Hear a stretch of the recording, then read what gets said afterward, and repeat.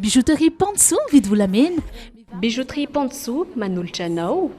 Savony Savim vita amin'ny zava-maniry natoraly amin'ny vidiny 500 ariary sy 700 ariary. Savony Savim manolotra anao ny Logité. Tilcor, un véritable atout esthétique pour votre habitat.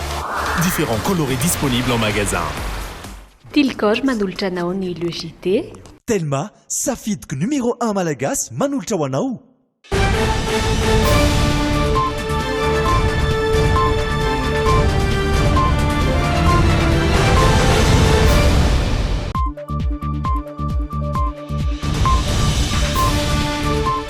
Miarabantsika indray tompoko lasy tompoko vavy amin'ity takariva ny zoma fa 20 ny volana Mai taona 2024 fotoana anarantsika ny Logité anasana ianao naraka ny vaovao hatramin'ny farany dia tsika naraka avy hatrany ny antsim-piriam-baovao izay tolotra anareo mandidina ny coronavirus sy ny valaretina Covid ny akamaroany izany.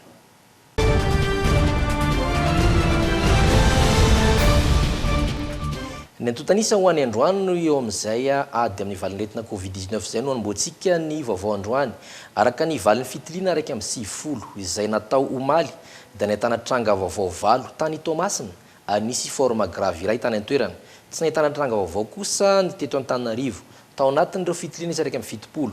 Vala amin'ny 300 izany ny totalin'ireo olona nitondra sy mitondra ny tsy mikaretina coronavirus teto Madagasikara hatreto. Misa 4 ireo efa sitrana ka efa tafakatra 20 nisan'izy ireo hatramin'ny androany. Anisan'izany ilay zaza vao 6 volana monja izay nanaraka fitsaboana tany amin'ny CH Morafeno tany Tomasina. Henra Barsoa Doda Rajarinjato mitaritra ho antsika ny vaovao. Nahitana fiakarana trano ireo olona mitondra ny tsy mikaretina coronavirus any amin'ny faritra Antsinanana.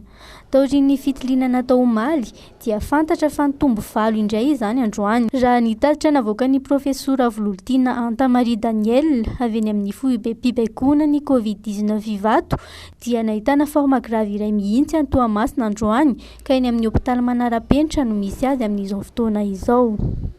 Ny forme grave dia misy anankiray ary ao Tomasina izy io. Ny forme grave moa zany dia hoe soritra retina ayaina zany satria milaza iverenana kely ngambany ny anaran'le coronavirus ny anarana scientifique ananjy dia hoe SARS-CoV-2. Le SARS avy amin'le hoe raha adika amin'ny fiteny frantsay hoe syndrome de détresse respiratoire aiguë sévère ary izay mihitsy mampiavaka an'ireto le coronavirus reto zany efa nisy taloha sy ity vaovao virus vaovao coronavirus tsy mikaretina vaovao ity dia ilay izy tena mamely mihitsy ny tovam-pisefona ka io olona io moa zany dia efa voaray an-tanana tanteraka ary ao anatin'ny ezaka tanteraka tokoa zany ireo mpitsabo ankehitriny ao amin'ny hôpitaly Manarapenitra ao Tomasina ao mandray an-tanana io marary io. Tsara ny mampatsiahy fa raha tadiditsika nisy forme grave anankiroa koa tany Tomasina tamin'ny fotoan'androny efa tafavoaka soamantsara moa reny olona reny ary zany rehetra moa dia mbola isaorantsika foana ireo mpiasa ny fahasalamana ary marina tokoa tena manao ny antsy ho zavatra manerana ny nosy tany amin'izay toerana rehetra nisy an'ireo atao hoe olona mitondra tsy mikaretina coronavirus ireo indrindra zany hoe reto forme grave ireto. Tsy nahitana tranga kosa androany tany amin'ny faritra hafa ankoatra ny Toamasina ka miisa 7 amin'izao fotoana ny fitambaran'ireo nahitana ny tsy mikaretina Covid-19 manerana ny Madagasikara. Ny tombo 12 kosa ireo sitrana ny ampy ireo 4 vaovao androany ary anisan'izany ilay zaza vao 6 volana. 20 araka izany no mbola manaraka fitsaboana amin'izao fotoana izao.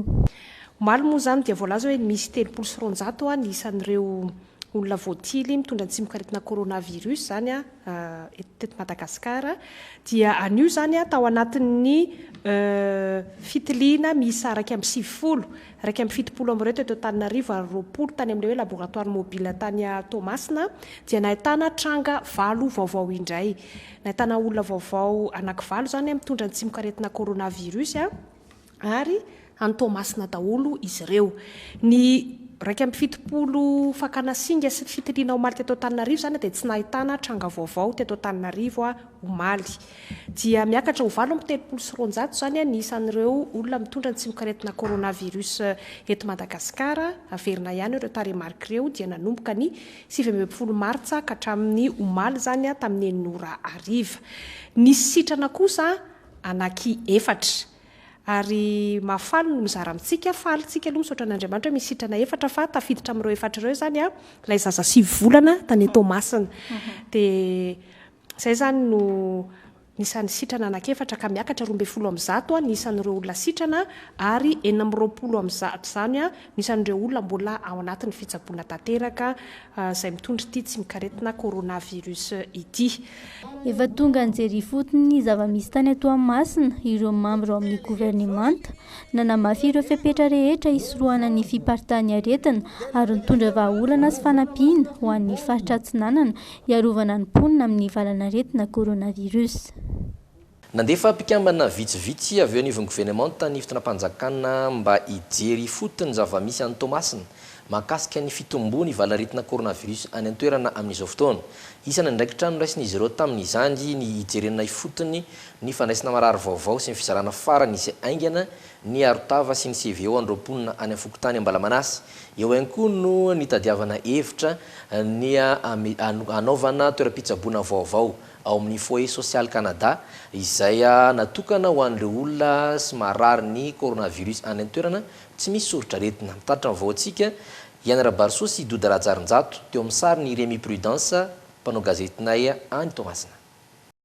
Tao anatin'ny andro maromaro lasa izay dia tsy nitsahan'ny tombo ny isan'ireo olona mitondra ny tsimikaretina coronavirus tany an-tampon-tanàna ny Toamasina. Efa tafiakatra 10 mahery amin'izao fotoana ny olona voamarina fa mitondra COVID-19 any an-toerana. Izany no nahatonga ny fitondram-panjakana nandefa mpikambana vitsivitsy avy ao amin'ny gouvernemanta izay nahitana ny minisitry ny antany sy minisitra dimy hafa ka hiara hitady vahaolana amin'ny mpitondra ny Toamasina amin'ny hamehezana ny fiparitahan'ny aretina. Izahay minisitra Enina Menada moa zany iraky ny fitondram-panjakana nakatia amin'ny faritry Tomasina aty satria hitantsika fa tatoato dia nitombo ireo hoe cas contact.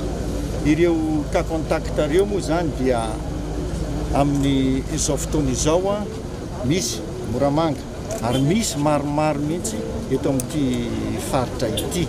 Dia tonga izahay hijery ny fanatsarana ny fomba fiasa, hiezaka isika hoe ahoana ny tena amehezana tanteraka mihitsy tsy fianakilay tsimikaretina sy ahoana ny asitrana ireo avantsika marary ireo. Amin'izao fotoana izao moa eto amin'ny faritry amin'ity tanànany Tomasina, district Tomasina voalohany sy faharoa ity dia misy 2 zany hatramin'izao aloha ilay hoe cas confirmé. Isan'ny lara-pahamiana amin'ny fidinana ifotony tany amin'ny faritra Antsinanana ny fizarana CVO sy arotava ho androm-ponina amin'ny Fokotany Ambalamanasy, commune suburbaine Toamasina, district ny Toamasina faharoa. Eo ihany koa ny fijerena ivon-toerana fandraisana marary vaovao satria manainy tsy ho afaka handray marary vaovao intsony ny CHU Morafeno amin'izao fianaky ny valana aretina coronavirus any an-toerana izao. Any amin'ny Foyer Canada ilay toerana ka efa ao anatin'ny fanamboarana tanteraka izany amin'izao fotoana ary vinavinaina ho vita amin'ity farany herinandro ity. Mila fanometana antsika ao anatin'ireo na ny ao amin'ny tompona andraikitry ny fanjakana, ny ao amin'ny fahasalamana indrindrandrindra. Mila fanomezan-tanana izany centre izany. Fanomezan-tanana indrindraindrindra ny tena ilaina fanomezan-tanana dia inona? Ny fanarahantsika ireo fepetra rehetrarehetra momba amin'ny fahasalamana. Zany hoe ny fanaovana arotavo sy ny sisa lelanelana 2 metatra arahana amin'ny atsipiriany mihitsy. Aoka tsy fanometsiny isika rehefa tratrany tompona andraikitra hoe sanatrin' izany tsy manaraka an'izany fepetra izany dia tsy maintsy misy ilay sazy rehefa avy eo. Ny tanjona dia tsotra, tsy fatahorana ny mpitandro ny filaminana sanatrino ametahana an'io masika io fa fiarovana ny tenanao, fiarovana ny olon-kafa rehetrarehetra mba tsy paritahan'ilay areti-mandoza io. Raha miaro raha man'ny fanometana noatra izany sika rehetrarehetra tsy ho ela dia ho resintsika izy io.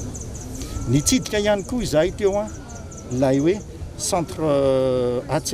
centre social, foyer social Atsia Canada mba ametrahantsika an'ireo anaovana confinement zany an'ireo cas positif nefa asymptomatika izany hoe mbola tsy hita soritra zany lay aretina dia aleo fehezintsika tsy voavoaka le aretina dia hitantsika amin'izao fotoana zao zany isaorana ny malala tanana fa amin'ny asabotsy zao dia fa azontsika metrahana an'ireo havana izay manana le hoe cas asymptomatique amin'izao fotoana zao izy io.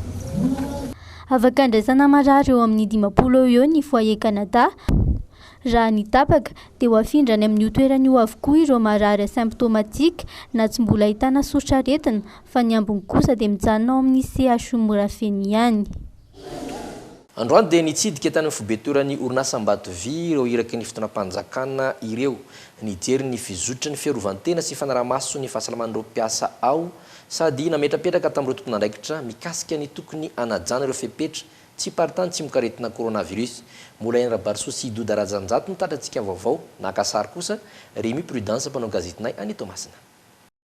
Nanao fanambarana ny tokony andraisan'ny orinasa Ambatovy ireo fepetra hisorohana ny tsy mikaretina coronavirus amin'ireo mpiasa ny filoham-pirenena tamin'ny fandalovany tamin'ny herinandro lasa teo. Androany didina ifotony nijery izany ny fitondrana malagasy tamin'ny alalan'ny ministry ny Harena Kibontany sy ny ministry ny Ponina ary nanara-maso ny fanarahana ireo toromarika rehetra napetraky ny filoha. Ao anatin'ny fiatrehana ny ady amin'ny Covid-19 dia fantatsika hoe aty Tomasina no isan'ny faritra zany izay ametrahana ihany koa ny ezaka amin'ny fiadina fiparitana sy ny fipariahana zany. Misy ny toromarika nomen'ny filohan'ny Repoblika tamin'ny fandalovany tamin'ny herinandro ny amin'ny anaovana mise en quarantaine ny sitina Ambatovy eto Tomasina. Dia efa nisy ihany koa ireo iraky ny gouvernement taomaly ministra Enina Menada izay ary ankehitriny dia izay ministra Menada no mijery an'izany aty fotony hoe manao tokoa ny fanajana Ambatovy an'izany hoe mise en quarantaine zany. Isan'ny nojerendreo solotenan'ny gouvernement akaiky ny fanarahana tsakany sy andavany ireo fepetra mahakasika ny fanokanana ireo mpiasa miisa 50 izay tsy maintsy mbola miasa ao amin'ny orinasa Ambatovy. Tsy tokony hivoaka ivelan'ny orinasa mihitsy izy ireo mba tsy hiparitahany aretina. Miisa 12 amin'izao fotoana ireo mpiasa mbola manaraka fitsaboana ao amin'ny hopitaly Ambatovy. Mpiasa 50 izay mpiasa vitsy zany mbola manatanteraka ny fikarakarana ny usine aty ireo zany olona tsy maintsy miasa dia napetraka tamin'ny Ambatovy ny toromarika sy ny baiko ary namarinina taty atoerana fa tsy mivezivezy ny fandray amin'ny fiarahamonina intsony ny olona 50 ireo fa mijanona aty amin'ny toerana aty zay mbola tsy hoe mise en quarantaine izy zany mba tsy hamindra amin'ny mponina any amin'ny tanànan'ny Tomasina na ihany koa mety hoe mahazo avy any amin'ny tanànan'ny Tomasina dia mijanona aty zany mandritra ny fotoana izay anatanterahany asa. Amafisina hatrany ireo toromarika rehetra ho an'ny faritra tsy nanana iray manontolo satria tsy mitsaha mitombo isan'andro ireo voatilo mitondra ny tsy mikaretina coronavirus ana-toerana. Fa nanatanteraka valan-dresaka ao ny mpanao gazety io tolakandro ny tenivon'ny Institut Pasteur de Madagascar. Voaresaka tao anatin'izany mazava ho azy ny mahakasika ilay valin'ny fitiliana ny 9 Mey lasa teo dia ny momba ireo tsy fitoviany isan'ireo voatily ho nitondra ny tsy mikaretina coronavirus tamin'izany. Fanadidina rano Jiri Edouard sy Doda Rajanjato. Ny talen'ny Institut Pasteur ny professeur André Spiegel no nitarika ny valan-dresaka ho an'ny mpanao gazety tondra fanazavana mikasika ny valin'ny fanadiadiana taorian'ny tatitra mikasika ny tranga 17 positif natao ny andro ny fahenina ny volana Mey lasa teo. Manamarika ny Institut Pasteur fa tsy tahaka ny fanao amin'ny analizy mahazatra ny fomba nanaovana ny fitiliana ny hatrehana ny Covid-19 tsy manana andraikitra amin'ny fomba fanatanterahina ny prélèvement sy ny fitaterana izany ny laboratoire fanandray izay nomeny ny ministère amin'ny fahasalamana.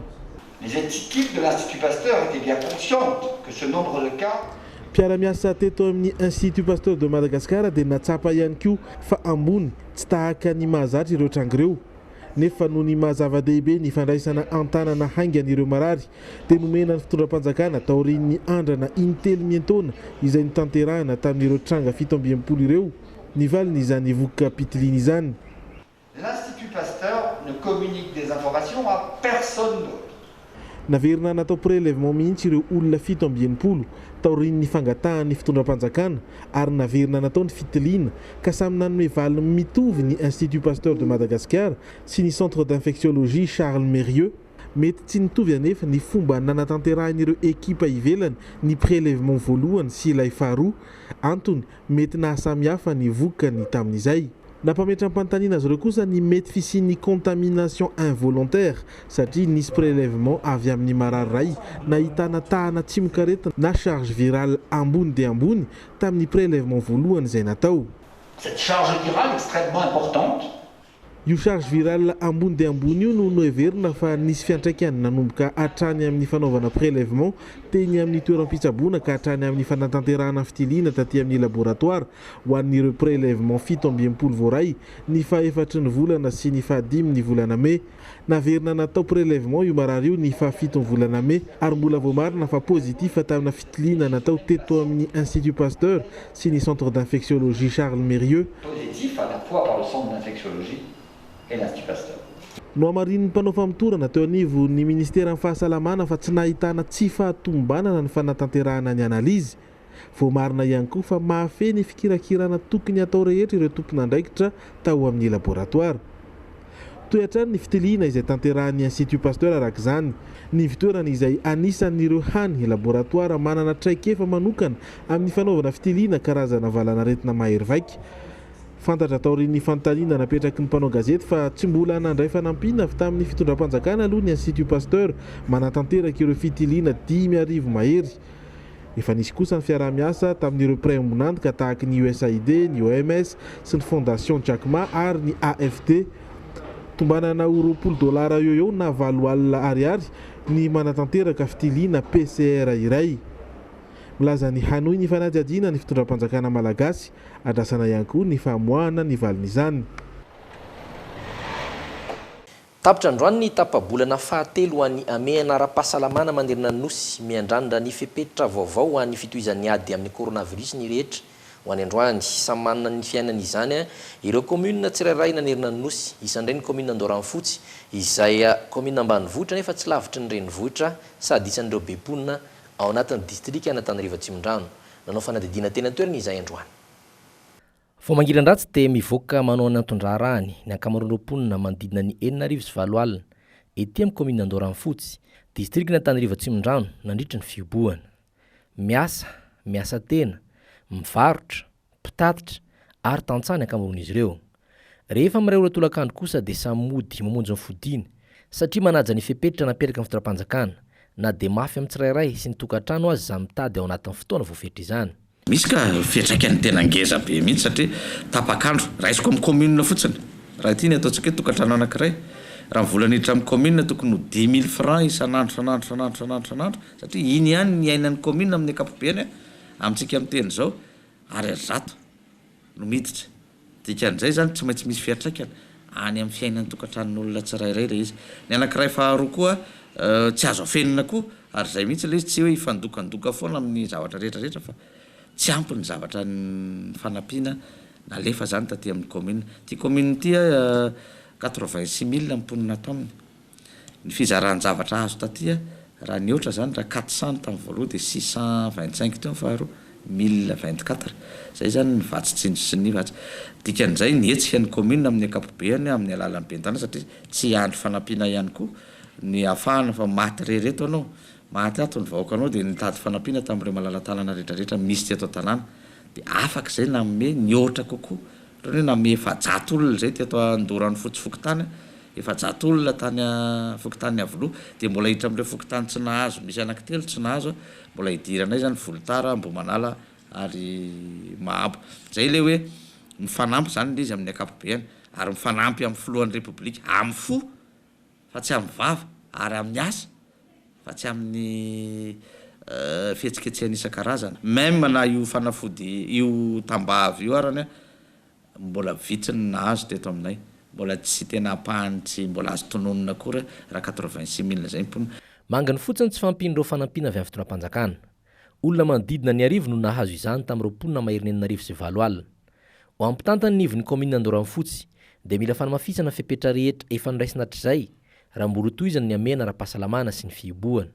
Za ty anentana amin'ny vahoaka amin'ny ankapobeny io sarotra le dinihana ihany le fanampiana le tosika fameno le 100,000 ariary izy tena hitako hoe mety tokony hoe raha ny eritreritrako manokana io ny tokony natao hatramin'ny voaloha satria io zao zay tsy mifidy mihitsy ny vahoaka tokony lahatra eo fa le mpanao fanadihadiana no mamaritra hoe izany tokony azo izany sy tokony azo fa raha le zavatra le hoe katsany alefanao de tsy maintsy mamaritra olona katsany zay ny olona sahirany nefa tsy ho katsany fotsiny anatina 86 000 population zany fa le tosika fameno ady adina daholo ny olona rehetrarehetra ary 100 000 ariary zany hitan'ny fahazanaina tokantrano anankiray zany dikan'izay za mampirisika amin'ny président hoe io ny tokony atao matotra tsara rehefa mahazo an'le iainan'le olona mifitsaka moramora ary manaraka kokoa ny baiko kokoa tokony atao rehetrarehetra zany de zay koa ny anentanako ny vahoaka hoe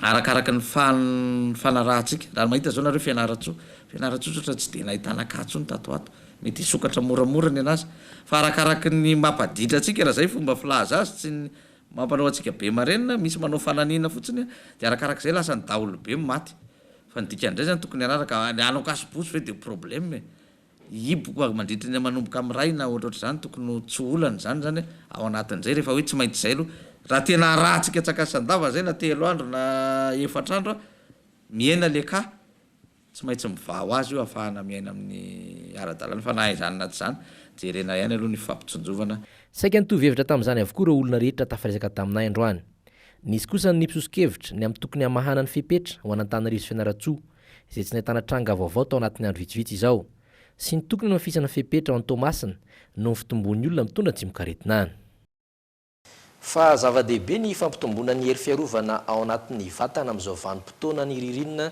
misy antsika amin'izao fotoana raha nambarany mpitsabo rehefa ambony mantsy ny hery fiarovana ao amin'ny vatana dia tsy mora andairana aretina indrindra manamora ny fitsaboana raha sanatria marary indroary torohevitra vitsy mikasika ireo sakafo sy singa natoraly tsara hoanina amin'izao andro mangatsika izao avy amin'ny mpitsabo hitondra ny andinindiny makasika izay Sonia Andrinirina sy Kasambola mana ankoatra ny coronavirus izay mbola tsy mitsatry ny mitombo eto amintsika dia fotoana fietsehan'ireo karazana aretina ihany koa ny andro mangatsika toy izao isan'izany ny gripa sy ny sery ary ny goaka araky ny fanazavan'ny mpitsabo dia samy avy amin'ny tsimokaretina na virusy avokoa no mahatonga ny gripa sy ny coronavirus mitovitovy soritra aretina izy ireo kanefa samihafa mba tsy hampirorosaina ny maro manoloana ny fianaky ny valana aretina covid-19 amin'izao dia nofaritan'ny mpitsabo mazava tsara ny mahasamihafa ny gripa tsotra sy ny covid-19 fomba fisehoan'ny anankiray manko na tena miomy le aretina le covid-19 dia zay vao mitranga le hoe mikokoaka manavy sepitsepitra dia zay vao mitranga sy zavatra zay manoloan'izany dia ny fisorohana amin'ny alalan'ny fampitomboana ny hery fiarovana ao amin'ny vatana no mahomby indrindra hoy ny Dr Jean-Claude Ratsimivony rehefa ambony mantsy ny hery fiarovana ao amin'ny vatana dia tsy mora andairana aretina fa indrindra manamora ny fitsaboana raha sanatria marary amin'ny alalan'ny sakafo hohanina sy ireo singa natoraly no tsara indrindra ampitomboana ny hery fiarovana ao amin'ny vatana tsara mihinana sakafo ara-dalàna équilibré amin'ny fiteny-bazaha sy misotro rano be koa amin'izao tsika rehefa mangatsika dia manana tendance tsy hisotro rano nefa izy io afaka misotro rano tsika misy misotro rano asiana voasary makirana kely na rano asiana sakamalao ihany koa dia mampiakatra amin'le hery zany eo ihany koa reo ohatrany hoe fanampy sakafo zany na complément alimentaire mety hoe bon mihinana spiruline ianao mihinana curcuma ianao mihinana ananambo ianao zany rehetrarehetra zany dia manampy tontolo torohevitra nomeny ihany koa ny fanaovana evoka sy ny fisotroana ranobetsaka amin'izao andro mangatsika izao eo ihany koa ny anarahana ny toromarika rehetra amin'ny tsy partany tsimokaretina coronavirus ary any ivelany amaranantsika ny vaovao manodidina ny coronavirus sambany vao nahitana trangana coronavirus any Lesotho firenena iray ao anatin'ny continent africaine mpizahatany afrikanina tatsimo izy io raha ny fanampim-baovao etsy ankilany tsy mitsambitombo ny isan'ireo voan'ny coronavirus sy ny isan'ireo namony ihany maneran-tany fanadihadiana any Lesotho androany vao nahitana trangana coronavirus any amin'ity firenena iray ao anatin'ny continent africaine ity raha araka ny fanambarana ministry ny fahasalamana any an-toerana dia nanao fitiliana tamina mpizahatany 1.20 avy any Afrika Atsimo sy Arabia Saodita izy ireo ka voatilo nitondra tsimokaretina coronavirus ny iray tamin'izany nanamafy hatrany ministry ny fahasalamana avy any Lesotho fa hanohy ny fitiliana amin'ireo olona ina rehetra izy ary anaramaso ny fiboan'ireo olona voatonga avy any ivelany ka manaraka fiboana any an-trano na any amin'ny hopitaly marina nefa fa nienina meteo nefa niala tamin'ny fiboana izy ireo rehefa niatrika izany tao anaty ny enina herinandro. Hatreto manodidina 200 ireo olona mitondra tsy mikaretina coronavirus manerana ny Afrika. Efa 104 mahery nefa namony aina. Efa nanika ny 3 hetsy kosa ireo ndosiny fahafatesana noho ny Covid-19 naneran-tany. Mahery ny 3 hetsy sy 4 tapitrisa no nitondra ny tsy mikaretina ary firena misa 400 no ahitana izany.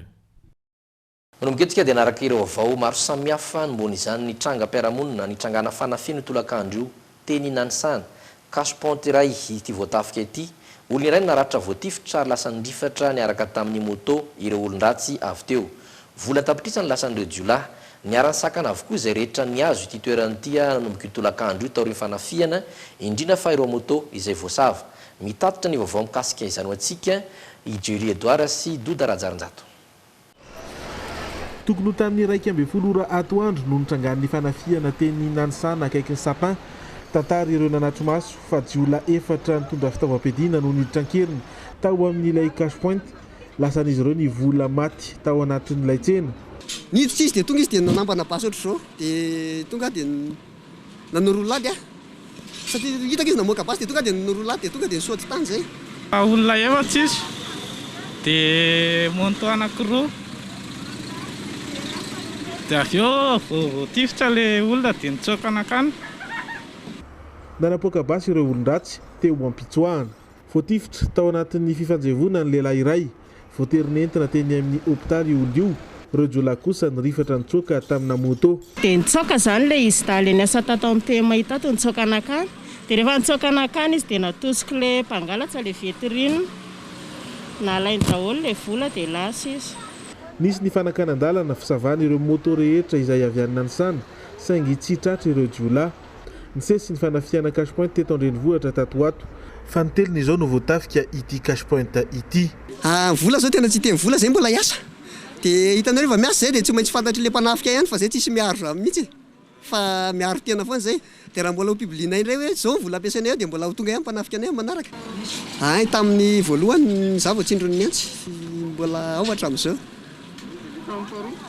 Faharoa voakapoko mpe hafa zareo tsy nanino naka vola fotsiny zareo dia mora kokoa amin'ireo jiolahy ny mandroba ireny Cash-Point ireny. Miantso ho an'ny fahamalinana sy ny fiara-miasa amin'ny fanomezam-baovao ny polisy pirenena. Sampana heloka behivavy ao anivon'ny polisy pirenena no mandray an-tanana ny famitorana.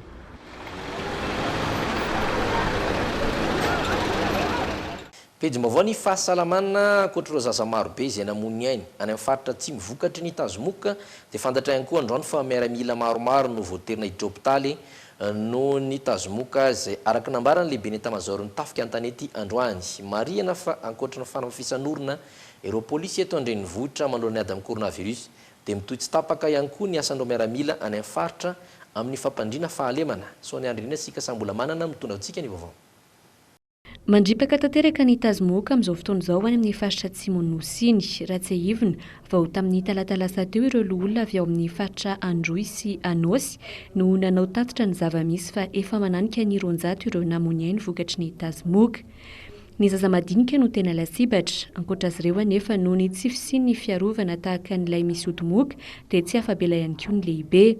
Fantatra androany fa miaramila maromaro mamita iraka any amin'ny faritra Atsimo iny no voaterina hiditra hôpitaly noho ny Tazomoka araka nambarany lehibe ny etamajoro nitafika an-tanety androany. Marina dia marina tokoa izay satria amin'izao fotoana izao ny tazo dia mamely ary miaramila anay amin'izao dia mbola misy atao hoe mbola anatin'ny fitsaboana. Manaraka fitsaboana moa zany eo amin'ny 4 mahery kely sisa fa maromaro ny tratry ny tazo miaramila tany ampanaovana opération. Noho izay zava-misy ateraky ny Tazomoka ny Atsimo izay dia tonga nanolotra lay misy odi-moka ety amin'ny foibe ny tafika an-tanety androany ny solitena avy amin'ny tafika Amerikana.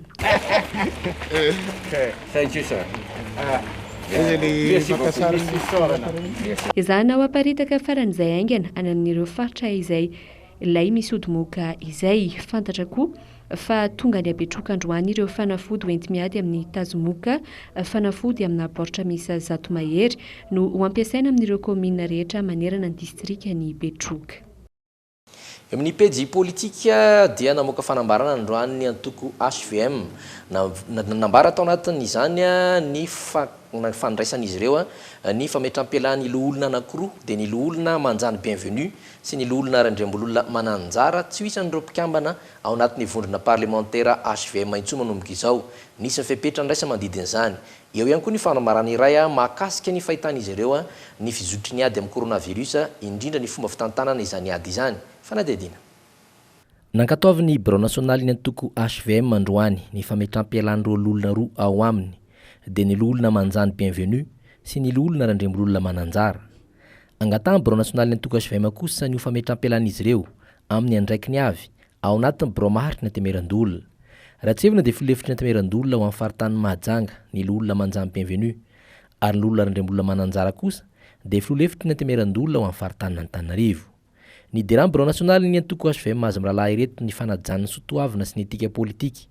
ary ny fananany fahadiovantsaina na honnêteté intellectuelle toa manipika sy manindry paingotra an'ireo lolona sasany voafidy na voateny tamin'ny antoko HVM nefa manao politika maloto toy ny tsy fanarana ny fitsipiky ny antoko sy ny fifadiana palitao ary ny fanohanana olo ny antoko hafa etsy ankilany dia namoaka fanambarana ihany koa omaly ny bureau national ny antoko HVM mahakasika ny valina aretina COVID-19 sy ny fiatrentsika ny ady amin'izany eo aloha ny tokony hametrahana mangarahara eo amin'ny fitiliana sy ny fikirikirana izany ary ny famoahana ny valiny tsy tokony ahilika amin'ny lehibe ny fokotany ihany koa ny tsy fahombiazana amin'ny fitantanany ady amin'ny COVID-19 ary ny tokony hampahafantarana fanjakana Pabemaso ny drafitra nampiana ireo orinasa tsy miankina sy ireo mpiasa hiatrena ny fanarenana ara-toekarena takiny antoko HVM rahateo ny hamarana ny amehana ara-pahasalamana farany dia nankasitrany antoko HVM ny fijoroan'ny filohan'ny repoblika amin'ny tokony hamerena ireo nosy malagasy ary farany vaovao manodidina ny fampianarana nivoaka tamin'ny fanginany manoloana sy fahasaranana lovany amin'izao fotoan-tsarotra izao ireo mpampianatra sy mpanabe amin'ny sekoly tsy miankina ankoatry ny tsy mbola ndraisin'izy ireo vacation tamin'ny fitsarana fanadinana dia tsy mbola nandray ilay fanampiana na subvention nampanentany fotoanam-panjakana ihany koa izy ireo mangany fotsiny izy ireo ny tsy fampitoviana lenta ny fanampiana ireo mpampianatra amin'ny sehatra tsy miankina sy ny amin'ny sehatra ny miankina amin'ny fanjakana nanao fanadidina isony andrinena sika sambola manana nanao fanambarana ny raisany ireo mpanabe sy talentsekoly eny amin'ny faripedia mpampianarana Ambodrapeto manoloana ny fahasaranana mianjady amin'izy ireo amin'izao fotoan-tsarotra izao atreto dia tsy mbola nahazo izay mba anjara fanampiana tandrefy azy ireo mpanabe amin'ny sekoly tsy miankina hoy izy ireo olana iray hafa ho an'ireo mpampianatra amin'ny sekoly tsy miankina ihany koa ny tsy mbola nandoava ny fanjakana ny vakasion izy ireo tamin'ny fitsarana ny fanadinana tamin'ny taondasy eo ihany koa ny subvention na fanampiana ny sekoly tsy miankina izay nampanantenay ny fitondrana nefa mbola tsy azo hatramin'izao hoy ihany ireo mpampianatra ary na ianareo izao izay tonga amin'ny toeranareo rehetra izao na ny filoham-pirenena na ny minisitra sy ny rehetra dia mbola tao ireo mpanabe ireo teo amin'ny sehatra rehetra na tonga nareo amin'izao toerana izao fa mba angatanay tompoko ny zoa ho an'ireo rehetra izay tokony izaka izany eo amin'ny sehatry ny fanabeazana raha nambara ny ministry ny fanabeazam-pirenena dia mbola vao hojerena ny mikasika izay fomba anampiana ireo mpampianatra amin'ny sekoly tsy miankina izay ny tena laram-pahamehana no tsy maintsy atao aloha ho ihany izy ny fanampiana ho an'ny sekoly tsy miankina dia mbola hojerena hoe ahoana ny anaovana satria manana 27 000 mpampianatra tsy miankina atsika eto Madagasikara dia raha omena tosika zany ireo 27 milliards zany zay donc zany mila jerena tsara hoe aiza ny tena maika anomezana lizy hoe inona ny tena mba azo atao tsahivina fa antokana fidiram-bola ny sekoly tsy miankina ny sara-pampianarana alohan'ny ray aman-dreny tapitratro ny fiarantsika ho any androany raha mpitso indray ny fotoanantsika manaraka atao anatin'ny logité anomboka amin'ny fitora sasany takariva hatrany izay no fotoanantsika ifanomezana aminareo izay kosa metraka mandram-peona ho amin'izay fotoana raha mpitso izay veloma ary tompoko lasy tompoko vavy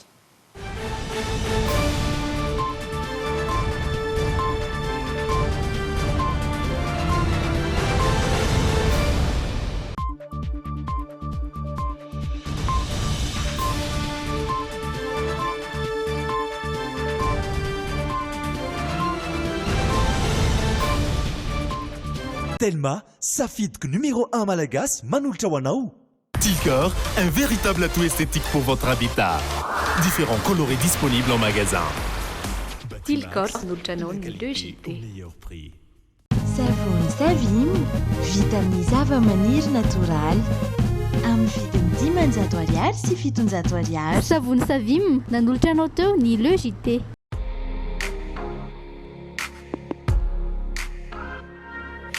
Bijouterie Pantsoa mividy volamena. Bijouterie Pantsoa nanolotra anao ny lejité.